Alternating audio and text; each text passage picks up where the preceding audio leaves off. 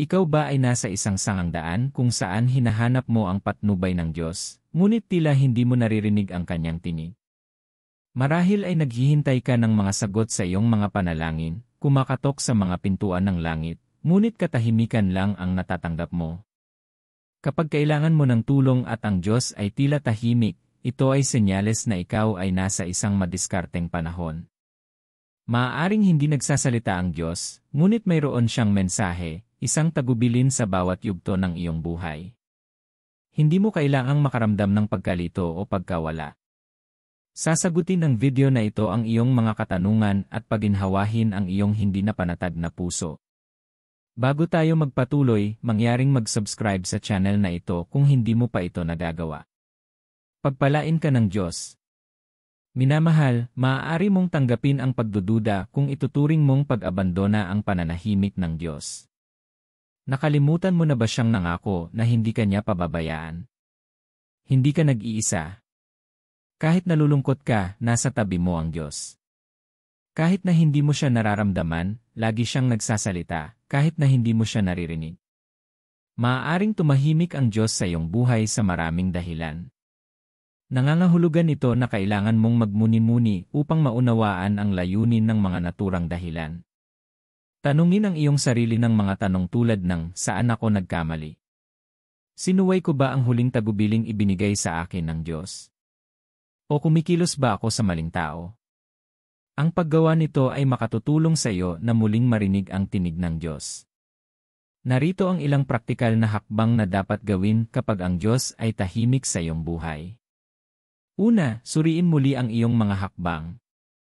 Ang unang hakbang na ito ay nangangailangan ng cross-checking sa iyong mga aksyon. Alam mo bang maaaring tumahimik ang Diyos kapag sinuway mo siya? Gaano kakatiyak sa iyong katapatan sa Diyos? Tinutupad mo ba ang kanyang salita? Kapag nagsasalita siya, nakikinig ka ba at sumusunod ka agad? Maaaring may sinabi siya sa iyo, ngunit hindi ka sumunod. Suriin kung anong mga tagubilin ang ibinigay sa iyo, ngunit sinuway. Marahil ay sinabi sa iyo ng Diyos na gumawa ng isang tiyak na hakbang, bisitahin ang isang tao, manindigan para sa kung ano ang tama, o huminto sa isang bagay. Ginawa mo ba ang utos niya? Hanggat hindi mo sinusunod ang mga huling tagubilin na ibinigay sa iyo ng Diyos, maaaring wala kang karapatan sa susunod na tagubilin.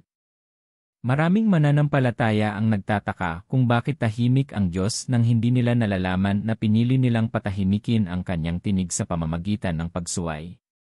Pinangunahan ng Diyos si Moises at ang mga Israelita palabas ng Ehipto patungo sa lupang pangako ayon sa kanyang mga termino. Gayunpaman, sa sandaling nagsimula silang sumuway, lumayo siya sa kanila. Ang Diyos ay tahimik sa tuwing nilalabag nila ang kanyang mga utos at sumasamba sa ibang mga Diyos. Gayon din, hanggang sa magpakumbaba ka at sumunod sa tinig ng Diyos, mananatili siyang tahimik. Siya ay palaging nagsasalita, ngunit ang iyong pagsunod ay tumutukoy kung gaano mo kadalas marinig ang kanyang boses. Ito ang dahilan kung bakit palaging naririnig ni Moises ang Diyos sa tuwing hinahanap niya ang kanyang tinig.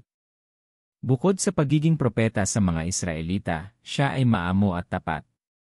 Sinunod niya ang mga utos ng Diyos. Palaging sinisikap ng dyablo na maghasik ng binhi ng pagsuway sa puso ng mga mananampalataya upang ihiwalay sila sa presensya ng Diyos.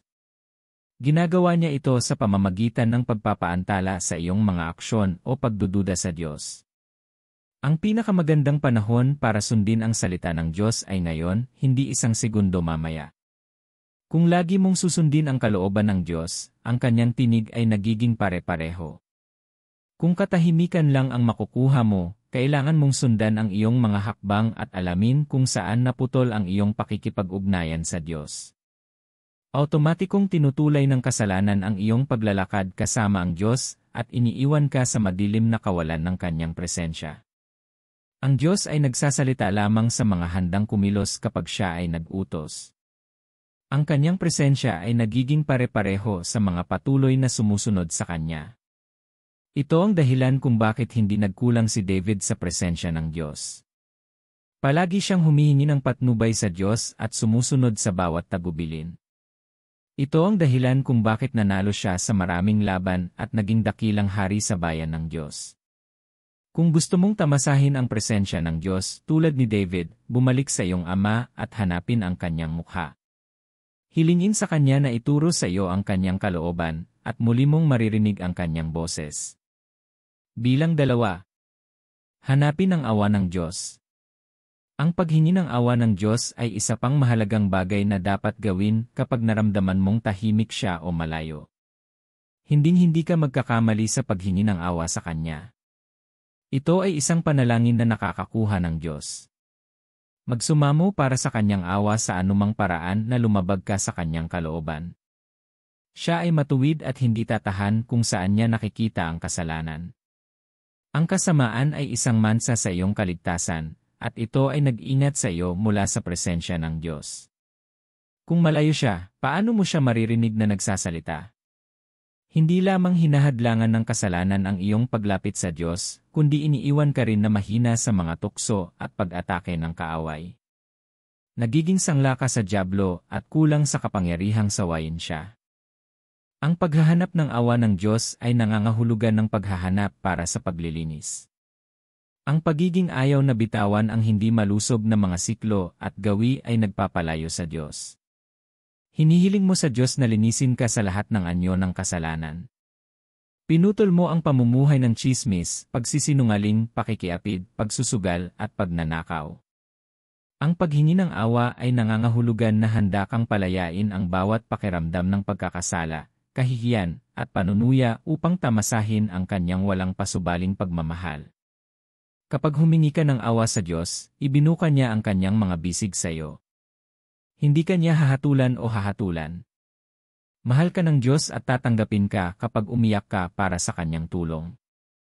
Lagi siyang malapit sa mga matino sa espiritu. At iyan ang nagagawa ng panalangin ng awa, pinapatahimik nito ang iyong espiritu at pinapayagan ang Diyos na kumilos sa pamamagitan mo.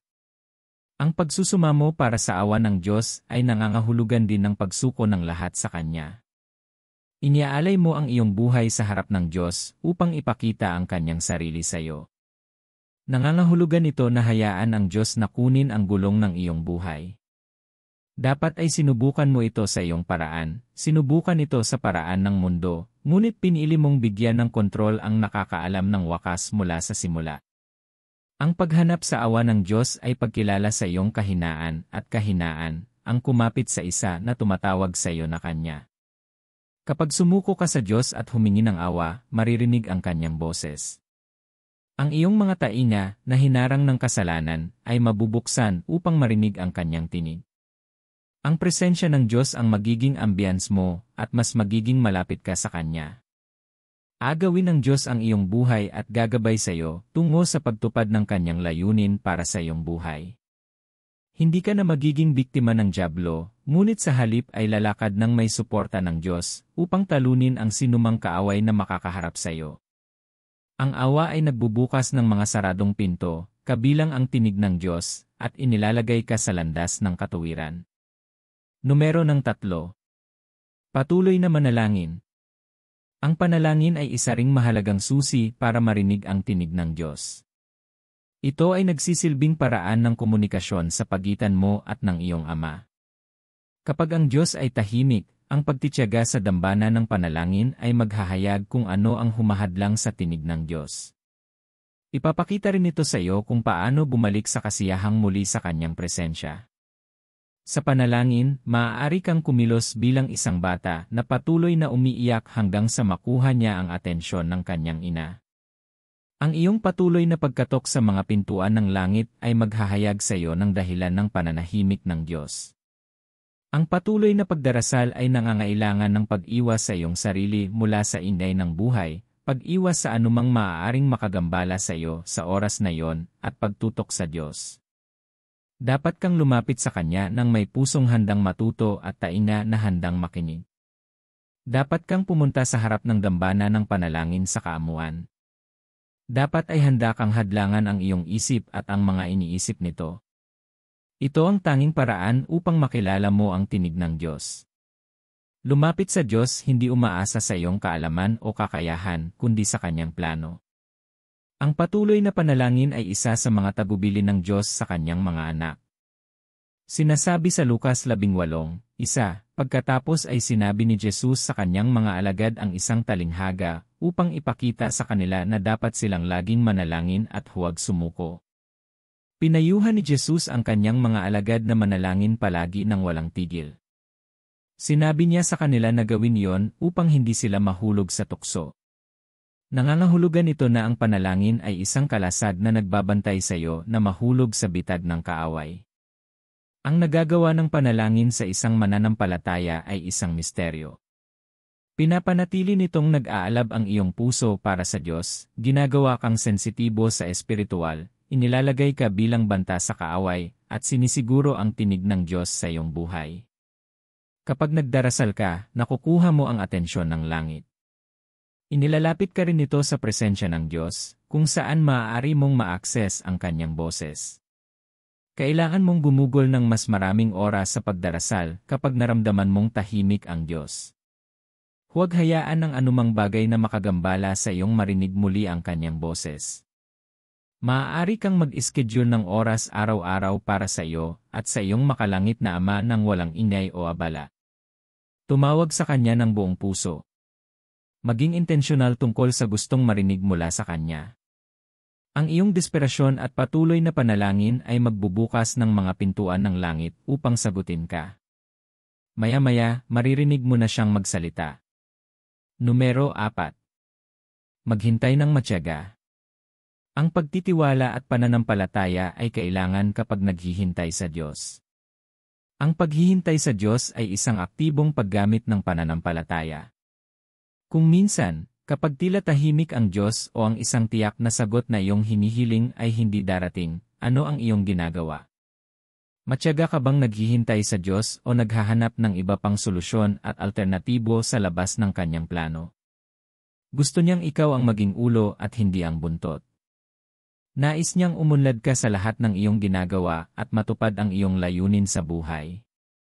Gayunpaman, ang iyong kawalan ng pasensya ay maaaring makahadlang sa iyo mula sa kanyang mga plano at makapipigil sa iyong marinig ang kanyang boses.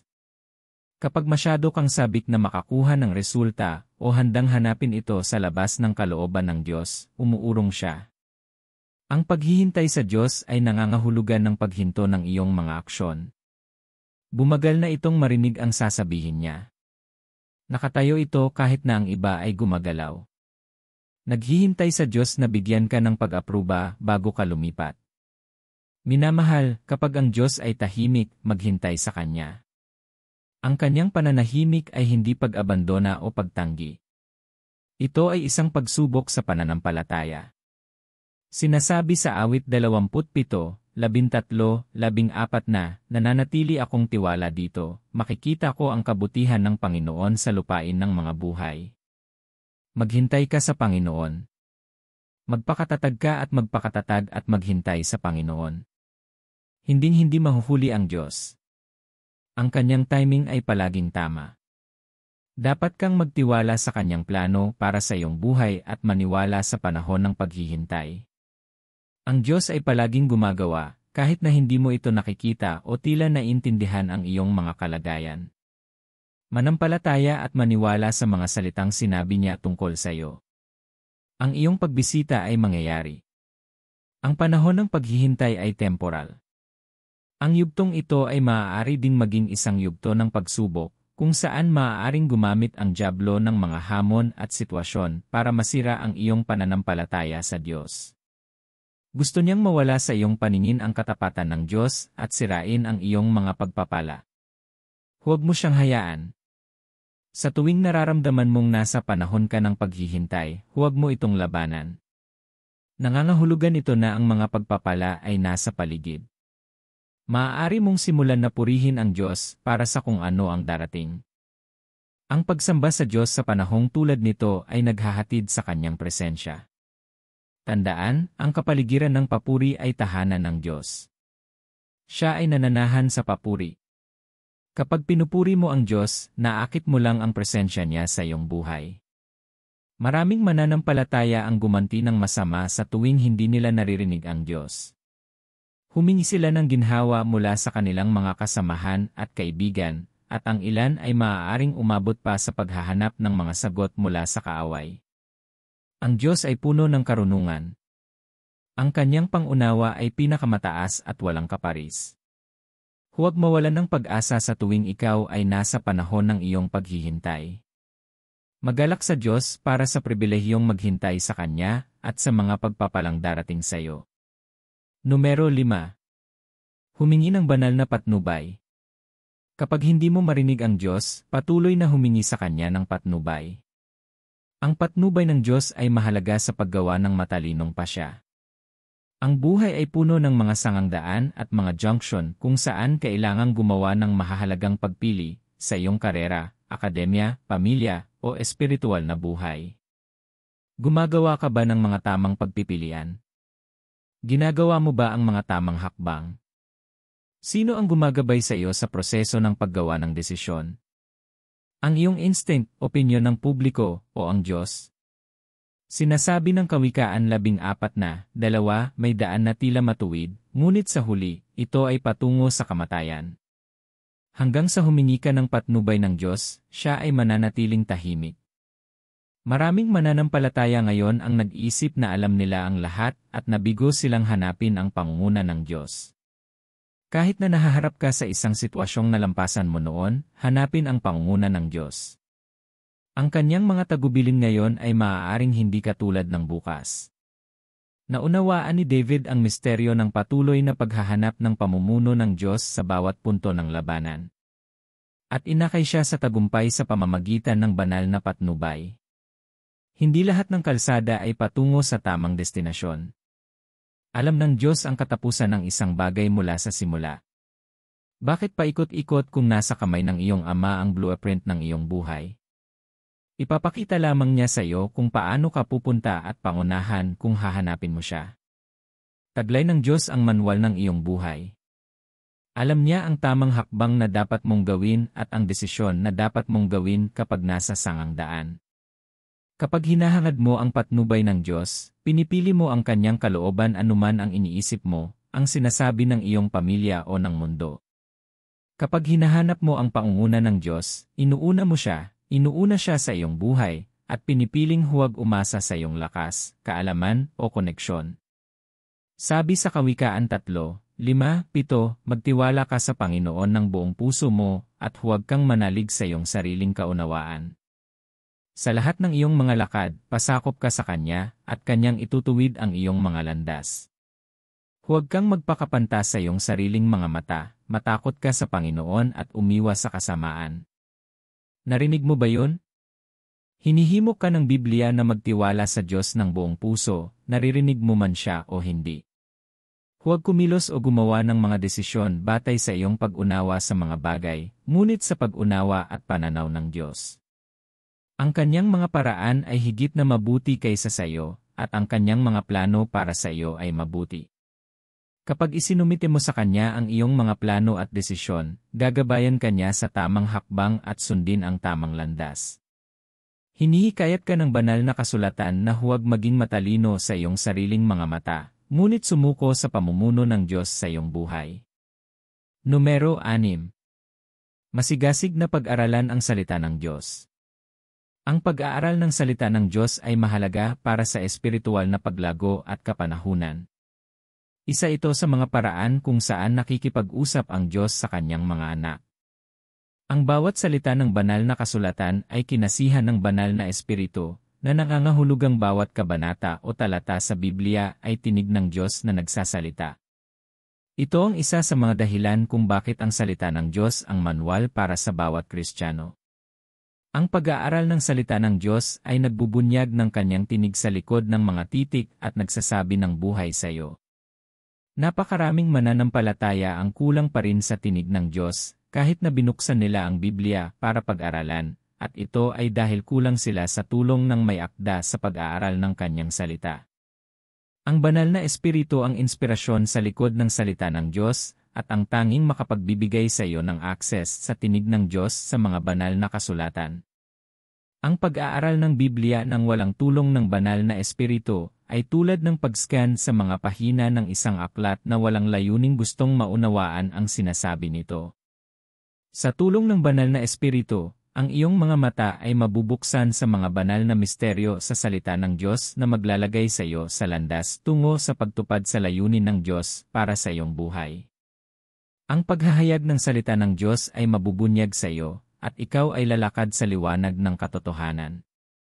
Kapag pinag-aralan mo ang salita ng Diyos, makakakita ka ng mga katulad na halimbawa at sitwasyon na katugma sa iyo, na nagsisilbing pag-asa at nagpapalakas ng iyong pananampalataya sa Diyos. Tinutugunan ng salita ng Diyos kung saan ka maaaring nagkamali at nag-aalok ng pagtutuwid. Sinasabi sa 2 Timoteo 3:16-17, ang lahat ng kasulatan ay kinasihan ng Diyos at kapakipakinabang sa pagtuturo, sa pagsaway, sa pagtutuwid, at sa pagsasanay sa katuwiran upang ang lingkod ng Diyos ay maging lubusan sa kagamitan para sa bawat mabuting gawa. Ang salita ng Diyos ay nagbibigay liwanag sa bawat madilim na bahagi ng iyong buhay at nagpapabanal sa iyo. Sa tuwing pinag-aralan mo ang banal na salita na ito sa tulong ng banal na espiritu, lumalago ka sa espiritual at nagpapalakas ng iyong pananampalataya sa Diyos. Ang iyong espiritual na otoridad sa dyablo ay madaragdagan, nasasaway sa kanya sa tuwing darating siya upang tuksuhin ka. Ang iyong paghahari sa mga pamunuan at kapangyarihan ay itatatag. Ang iyong mga salita ay tutunog bilang isang utos sa pandinig ng kaaway, at siya ay manginginig sa harap mo dahil nasa iyo ang salita ng Diyos upang mapaglabanan ang bawat pagsalakay. Habang patuloy mong pinalalago ang iyong pananampalataya sa pamamagitan ng pag-aaral ng Biblia, magsisimula kang ipakita ang mahimalang kapangyarihan ng Diyos sa iyong buhay. Magiging malinaw ang tinig ng Diyos kapag hinahanap mo ang liwanag at katotohanan sa mga banal na kasulatan. Numero 7. Magtiwala sa soberanya ng Diyos.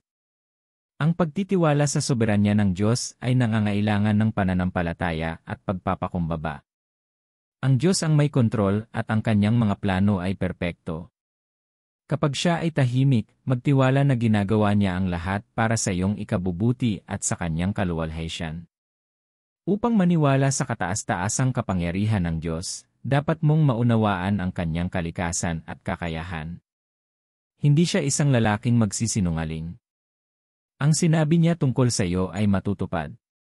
Ang kanyang salita ay lumabas at hindi maaaring bumalik sa kanya nang hindi na isa sa katuparan ang layunin kung saan ipinadala niya ito.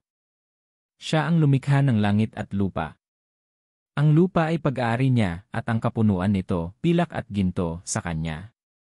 Hindi siya kailanman mabibigo o mabibigo. Palagi siyang nasa oras at talagang wala siyang magagawa. Ang kaalaman at pag-unawa sa kung sino ang Diyos ay magtitiwala sa iyong soberanya at sumuko sa kanyang plano. Mas mapagkakatiwalaan mo rin ang Diyos kapag iniisip mo kung ano ang ginawa niya para sa iyo noong nakaraan, kung paano kanya mahimalang iniligtas mula sa aksidenteng iyon, at kung paano ka nakakuha ng trabahong hindi ka kwalipikado. Paano kapag pinagaling ka niya mula sa isang nakamamatay na sakit o kapag siya ay naglaan para sa iyo at sa iyong pamilya? Kapag binibilang mo ang mga pagpapala ng Diyos sa iyong buhay, inilalarawan mo ang isang gawa ng pasasalamat na magbibigay sa iyo ng karapatan na marinig ang kanyang tinig. Ang pagtitiwala sa soberanya ng Diyos ay nangangailangan ng lubos na pagtitiwala sa Kanya sa mabuti at masamang panahon. Kapag nakakaranas ka ng karamdaman, kinikilala mo pa rin ba ang Diyos bilang ang makapagpapagaling sa iyo? Kapag nakakaranas ka ng krisis sa pananalapi, nakikita mo ba ang Diyos bilang iyong tagapagkaloob? Ang iyong hindi matitinag na pananalig sa Kanya ay maaakit ang Kanyang presensya sa iyong buhay. Ang Diyos ang laging may kontrol. Ang kailangan mo lang gawin ay magtiwala sa Kanya. Ang sabi sa awit 115:3, ang ating Diyos ay nasa langit. Ginagawa niya ang anumang nakalulugod sa Kanya. Ang pag-unawa sa katapatan ng Diyos at paggalang sa Kanyang kapangyarihan ay magpapakita ng supernatural sa iyong buhay. Ang kailangan mo lang gawin ay maniwala na siya ang namumuno, na nagiging sanhi ng mga linya para sa iyo sa mga kaaya-ayang lugar, at na hindi ka niya pababayaan. Mangyayari ang lahat ayon sa itinakda niya, at ito ay para sa iyong ikabubuti. Numero 8. Suriin ang kumpanyang pinapanatili mo. Ang kumpanyang pinapanatili mo ay magpapalago ng iyong pananampalataya o pipigil sa iyo sa pag-access sa boses ng Diyos. Kung sino ang kasama mo sa paglalakad ay makakaimpluwensya sa kung paano nakikipag-usap ang Diyos sa iyo. Kailangan mong suriin ang kumpanyang itinatago mo at matutong bumitaw sa sinumang hindi umaayon sa plano ng Diyos para sa iyong buhay. Ang pananatili sa gayong mga tao sa paligid mo ay hahadlang lamang sa presensya ng Diyos at mabibingi ka sa kanyang tinig at pamumuno. Alam mo ba na nanatiling tahimik ang Diyos hanggang sa ihiwalay ni Abraham ang kanyang sarili kay Lot? Sinasabi ng Genesis 13:14, sinabi ng Panginoon kay Abram pagkatapos na humiwalay si Lot sa kanya, tumingin ka sa paligid kung saan ka naroroon, sa hilaga at timog, sa silangan at kanluran. Gaya ng makikita sa kwento ni Abraham, ang iyong mga kaibigan ay maaaring maglalapit sa iyo sa Diyos o ilayo ka sa Kanya. Maaaring hindi naman masama ang kaibigang iyon, ngunit hindi sila naayon sa plano ng Diyos para sa iyong buhay. Kaya, kailangan mong putulin ang mga ito. Ang paglalakad kasama ang Diyos kung minsan ay nangangailangan ng iyong paghihiwalay. Kailangan mong ihiwalay ang iyong sarili sa anuman o sinumang maaaring humarang sa iyong pag-access sa Kanyang presensya. Nangangahulugan din na ihiwalay mo ang iyong sarili sa ingay ng buhay upang makinig sa tinig ng Diyos. Kaya naman tinawag muna ng Diyos si Abraham palabas ng bahay ng kanyang ama bago siya tinuruan kung ano ang susunod na gagawin. Dapat mong ihanda ang iyong puso na kumilos kapag nagsasalita ang Diyos at sumunod sa bawat tagubilin. Ang iyong paghihiwalay ay magbibigay daan sa Diyos na makipag-usap sa iyo ng malinaw at mas mauunawaan mo ang kanyang tinig. Ito ang dahilan kung bakit si Jesus ay laging lumalayo sa karamihan at pumunta sa bundok upang manalangin sa kanyang ama.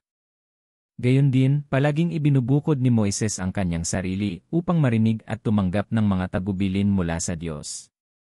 Ang paghihiwalay ay susi upang marinig ang tinig ng Diyos at manatili sa kanyang presensya. Palibutan ang iyong sarili ng mga mananampalataya na kapareho mo ng pananampalataya sa Diyos. Ang gayong mga tao ay magiging mas interesado sa iyong espiritual na paglago at magpapalakas ng iyong pananampalataya sa Diyos. Sila ang magtutulak sa iyo na sundin ang bawat tagubilin ng Diyos at aakitin ang kanyang presensya sa iyong buhay. Mga minamahal, ito ang mga pangunahing estratehiya na dapat mong ipatupad kapag ang Diyos ay tahimik. Huwag panghinaan ng loob o hayaan ang dyablo na maghasik ng pagdududa sa iyong puso. Pumunta sa Diyos, hanapin ang kanyang kalooban, at matyagang maghintay na marinig ang kanyang tinig. Ngayong alam mo na kung ano ang gagawin kapag ang Diyos ay tahimik, tingnan natin kung paano malalaman kung kailan ang Diyos ay tahimik. Una, kulang ka sa malinaw na patnubay. Kapag humingi ka ng patnubay o sagot, ngunit hindi mo naramdaman na nakakatanggap ka ng anumang malinaw na direksyon o insight, ibig sabihin ay tahimik ang Diyos. Kapag ang Diyos ay nagsasalita sa iyo, ito ay tiyak at malinaw. Kapag kulang ka sa kalinawan na ito, nangangahulugan lamang na ang Diyos ay tahimik. Maaaring hinahanap mo ang kanyang pamumuno sa isang landas na tatahakin o isang desisyon na gagawin at desperado kang humihingi ng paalam sa Diyos. Kapag napansin mo ang kanyang katahimikan, huwag kumilos, ngunit matyagang maghintay hanggang sa siya ay magsalita. Huwag magmadaling gumawa ng hakbang hanggang ito ay inordena ng Diyos. Higit pa rito, malalaman mo kung ang Diyos ay tahimik sa pamamagitan ng isang pakiramdam ng pagkaputol.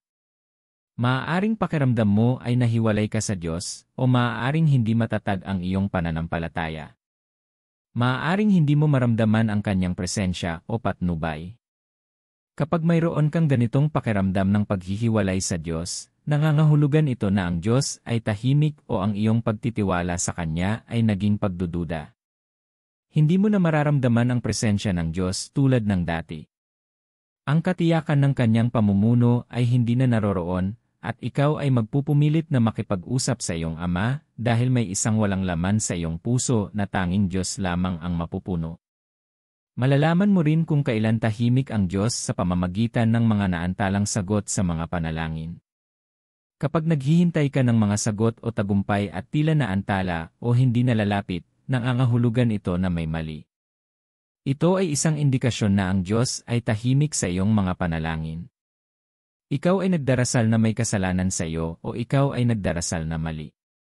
Upang marinig ang tinig ng Diyos at makatanggap ng mga sagot sa iyong mga panalangin, dapat kang manalangin ayon sa kalooban ng Diyos. Hindi ka ibibigay ng Diyos kung ano ang mag-aalis sa iyo mula sa Kanyang presensya o makahahadlang sa iyong marinig ang Kanyang tinig. Alam niya kung ano ang pinakamabuti para sa iyo. Hinihikayat ng Biblia ang mga mananampalataya na manalangin sa Espiritu, dahil hindi natin alam kung ano ang dapat ipanalangin, ngunit tinutulungan tayo ng Espiritu na manalangin ayon sa kalooban ng Diyos para sa ating buhay. Sa tuwing ikaw ay nasa altar ng panalangin, humingi ng tulong sa banal na Espiritu upang manalangin ng tama. Kapag nananalangin ka ayon sa kalooban ng Diyos, ang iyong mga sagot ay ibibigay at isang pambihirang tagumpay ay makikita. Bilang karagdagan, malalaman mo kung ang Diyos ay tahimik sa pamamagitan ng pakiramdam ng kawalan ng laman o pagkatuyo. Ito ay nangyayari kapag ang iyong panalangin o oras ng devosyonal ay pakiramdam na walang laman o tuyo, kulang sa presensya ng Diyos. Hindi mo na mararamdaman ang pakiramdam ng pagkakakonekta at tila malayo ang Diyos. Ang iyong paglalakad kasama ang Diyos ay pakiramdam na manhid dahil ito ay kulang sa banal na presensya ng Diyos. Kapag natuklasan mo na ikaw ay walang laman sa presensya ng Diyos, muling sundan ang iyong mga hakbang, humingi ng Kanyang awa, at manabik sa Kanyang presensya sa iyong buhay. Tumawag sa Kanya, at Siya ay sasagot, pupunuin ka ng Kanyang presensya, at magsasalita sa iyo. Handa ka na bang gawin yon? Sige, kausapin mo ang iyong Ama. Ama sa langit, narito ang iyong minamahal upang muling makipag-usap sa iyo. Nagpapasalamat ako sa regalo ng isang bagong araw at ang hininga sa aking mga baga. Pinahahalagahan kita sa pagiging isang mapagmahal na ama at isang mapagmalasakit na kaibigan. Inalis mo ang aking pagkakasala, kasalanan, at kahihiyan at ibinuhos mo sa akin ang iyong pagmamahal. Mahal kita, Panginoon. Salamat sa mga salitang binigay mo sa akin ngayon. Inihayag mo kung ano ang dapat kong gawin kapag ikaw ay tahimik. Salamat sa liwanag ng iyong salita. Sinasabi ng Biblia, ang pagpasok ng iyong salita ay nagbibigay liwanag at pangunawa sa mga simple. Salamat sa pribilehiyong umunawa sa iyo. Pinagpapala kita, Panginoon. Maawaing Diyos, ako'y nagsusumamo sa iyong awa para sa bawat kasalanang nagawa ko, sinasadya at hindi sinasadya. Mangyaring alisin ang anumang hindi nagdudulot ng kaluwalhatian sa iyo sa aking buhay. Linisin mo ako sa bawat anyo ng kasalanan. Hugasan ang bawat bakas ng kasamaan sa aking buhay at gawin akong isang sisidlan na karapat-dapat na gamitin mo, Panginoon. Ama, bininyagan mo po ako ng biyaya upang maghintay ng may pagtitiis sa iyo. Hayaang maging matatag ang aking pananalig sa iyo, tumayong matatag sa bawat pagsubok na maaaring dumating sa akin. Naway hindi ako gumagalaw hanggat hindi mo sinasabi sa akin. Naway may ayos ang aking mga hakbang sa iyong salita. Kung saan hindi ako susundan ng presensya mo, hindi ako pupunta. Ama sa langit, bigyan mo po ako ng biyayang patuloy na magtiwala sa iyo kahit na ikaw ay tahimik. Ipinakita mo sa akin sa iyong mga salita na kahit hindi ko nararamdaman, ikaw ay kumikilos. Kahit na hindi kita naririnig, ikaw ay nagsasalita. Hindi ka natutulog o inaantok at palagi kang may kontrol. Ama, hayaan mong matuto ang puso kong magtiwala sa iyong katapatan sa akin. Naging mabuti ka sa kabila ng pagiging hindi ko karapat-dapat. Nagpapasalamat ako habang hinahangad kong marinig ang iyong tinig sa pamamagitan ng banal na kasulatan sa tulong ng banal na Espiritu. Magsalita ka sa akin. Naway ang iyong salita ay maging isang lampara na nag-uutos sa aking mga hakbang at ang liwanag na nagniningning sa aking landas. Habang pinag-aralan ko ang banal na kasulatan, ihayag sa akin ang mga misteryo sa likod ng mga titik sa Biblia at patnubayan ako na tuparin ang iyong plano para sa aking buhay. Hindi ko kakayanin kung wala ka. Panginoon, ipinakita mo sa akin na ang aking mga kaibigan at ang mga nakapaligid sa akin ay maaaring maglalapit sa akin sa iyo o ihiwalay ako sa iyong presensya. Mangyaring putulin ang sinumang maaaring pumigil sa akin na marinig ang iyong tinig. Ihiwalay mo ako sa kanila at kausapin mo ako tulad ng sinabi mo kay Abraham pagkatapos niyang humiwalay kay Lot. Ama, itinuro mo rin sa akin na ang paglakad na kasama mo minsan ay nangangailangan ng aking paghihiwalay. Mangyaring hayaang marinig ko ang iyong tinig habang hinahanap ko ang pag-iisa sa iyong presensya. Ama, bautismuhan mo ako ng biyaya upang maging matyaga sa pananalangin.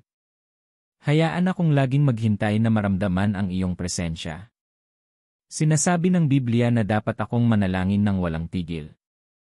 Bilang pagsunod sa iyong salita, mangyaring makipag-usap sa akin. Bigyan mo ako ng biyaya na maging pare-pareho sa aking buhay panalangin habang binubuo ko ang aking relasyon sa iyo. Gawin mo akong maamo sa iyong mga tagubilin at hayaang ang pagsunod sa iyong salita ang aking pang-araw-araw na hangarin. Alisin ang bawat diwa ng pagsuway o pagpapaliban sa aking buhay. Hayaang maging maagap ang aking pagsunod sa iyong salita, na nagmumula sa masayang pusong puno ng pasasalamat. Mapagmahal na Panginoon, sa pagbabalik ko sa aking mga hakbang patungo sa iyo, ipakita mo sa akin kung saan ko ito napalampas. Tulungan mo akong itama ang aking mga pagkakamali at sundin ang bawat tagubilin na hindi ko pinansin noon. Ipinakita mo sa akin na hanggat hindi ko sinusunod ang iyong mga tagubilin, wala akong karapatang makarinig mula sa iyo. Panginoon, hayaang ang aking pagsunod sa iyong salita ay magbukas ng aking mga tainga sa iyong tinig. Salamat sa pakikinig at pagsagot sa akin. Sa pangalan ni Jesus, Amen. Salamat sa panonood. Kung ito ay tumutugon sa iyo, bigyan ito ng isang thumbs up, ibahagi sa iba, at mag-subscribe sa channel na ito upang ma-enjoy ang higit pang mga video na tulad nito. Pagpalain ka ng Diyos.